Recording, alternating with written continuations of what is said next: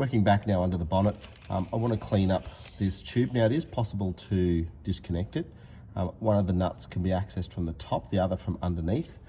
It's a real pain to get it, so I'm just going to try and clean it as best I can in its situation here.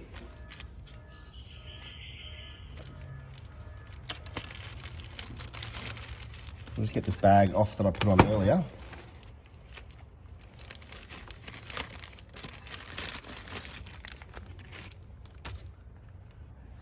So I don't make a big mess when I clean this up, I've just cut an old oil container that can just sit in and underneath here.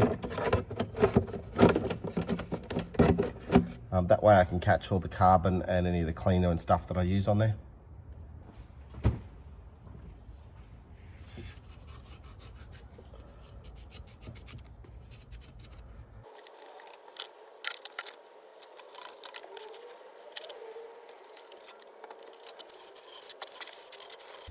Just make sure when you're cleaning this out, particularly if it's still attached to that, you don't run a whole heap of cleaning product that can potentially go back down into this tube, because at some point the EGR valve will open and it could flush it back into the engine, which is probably not a good thing. So just make sure anything that is here falls forward, not back down into the tube.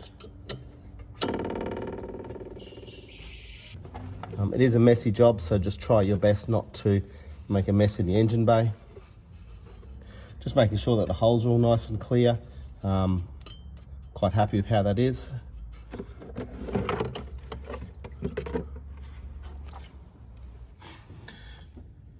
Okay, before we go much further, I just want to have a little talk about this EGR valve here. Now you can remove it. It's quite difficult to get to the bolts because you've got to get in behind here, so there's a few pipes and things that need to come out of the way. The main thing I want to check is that this valve here is not sticking. So I can check that by putting a screwdriver in behind here and just checking that try again. Just put a screwdriver in behind here. And we can see that that valve is not binding up.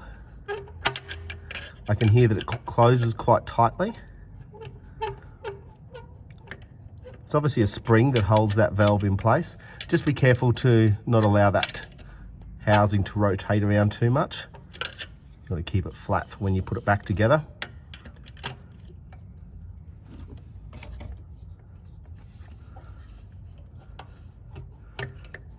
But I'm quite happy with how that valve's operating. That's not binding up or causing me any worries or concerns. So while we're thinking about the EGR valve, I'm just going to have a look at the EGR motor. I'm just going to take this rubber seal away. That's still quite soft and in good condition, so I'll reuse that one. I'm just going to blow a little bit of that carbon away.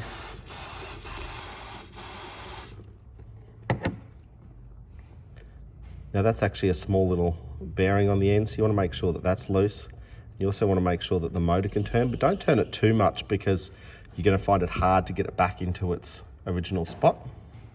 But we'll test fit it before we put the manifold back in place, just so it's easy and we make sure that we can get it right. So without the seal at the moment, I'm just going to make sure that that can go back in and fully line up.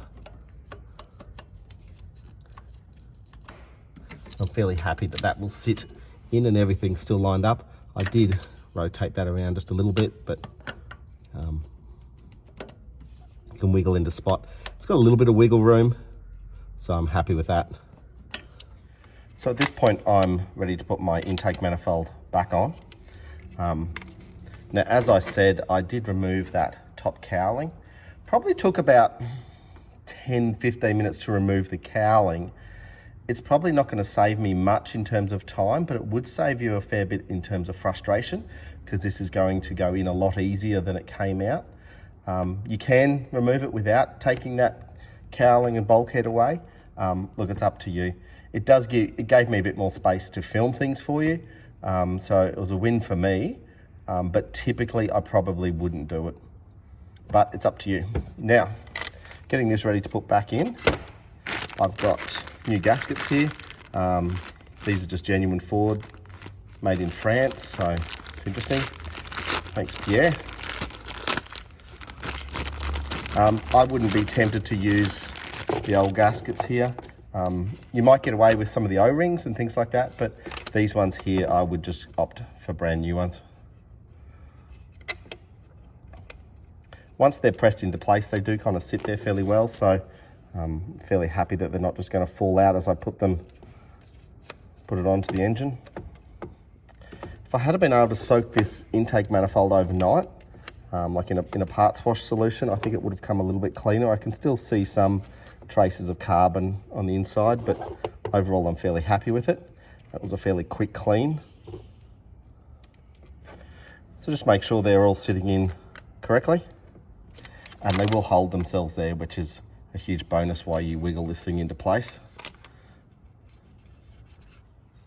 Now with that bulkhead gone, you can see I've got a little bit more room here, but it's still something that you kind of got to get in and wiggle around.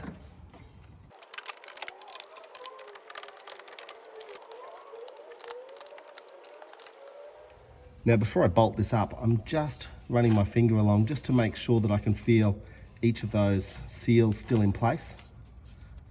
I don't want to do this up and then find that one of those seals moved. Just going to run a few of these in by hand first.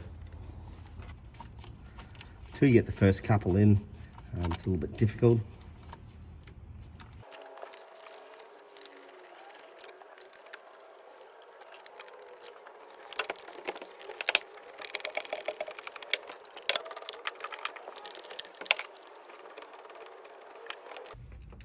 Now that I've put them all on just finger tight, I'm just going to go around and nip them all up. Sorry I don't have the torque spec on this one, but you can feel when the bolts kind of bottom out and you just want to just nip them up from there.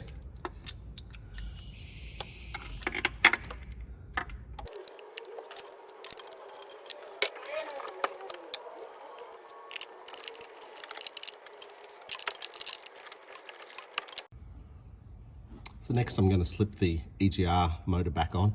Make sure that that seal is sitting in a good spot, that it's right up against the end. I'm just going to leave the bolts in place while I slip it in. Particularly the back ones are really hard to find. So just sitting them there and then we'll drop it into place.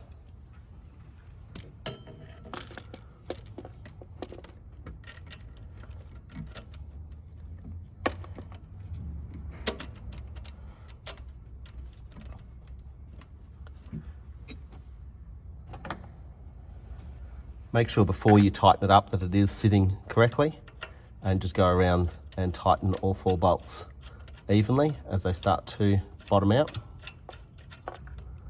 Again, those ones at the back are a bit hard to see. You've just got to trust your instincts as to where they are. I find the one in this back corner, if you happen to have pulled your Torx bit out, it's really quite difficult to find where that bolt is again. Once you're happy that you've tightened that down evenly and that it's all sitting correctly, you can just zip those bolts up. Next, I just want to install this bracket and the bolts that went through and secured this fuel rail in place.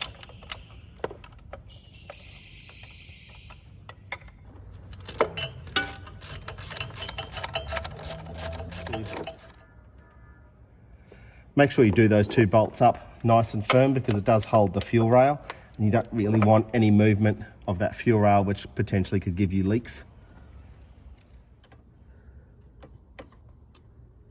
Then we had 2 fuel lines that came and sat in here. One of them was the return line.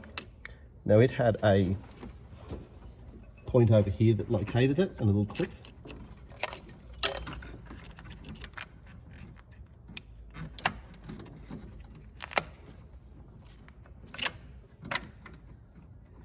Sat in there, and then it came down through here, and this one had the part that we squeezed and fitted back onto the pipe down underneath. You should be able to press that on.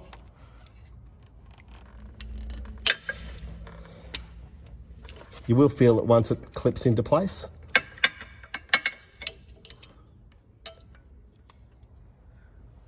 Now in this clip, one of the fuel lines sat in underneath there, and then it locked down and kind of kept the 2 on either side like that. And this bracket just slips back into the intake manifold. So they're both sitting in that bracket, and you can see that bracket's now secured back to the manifold, and that one has been pushed down into its correct location. This one that sat in here had this little hook arrangement, so we'll put that back into there, clip that back up, and that's now secure there.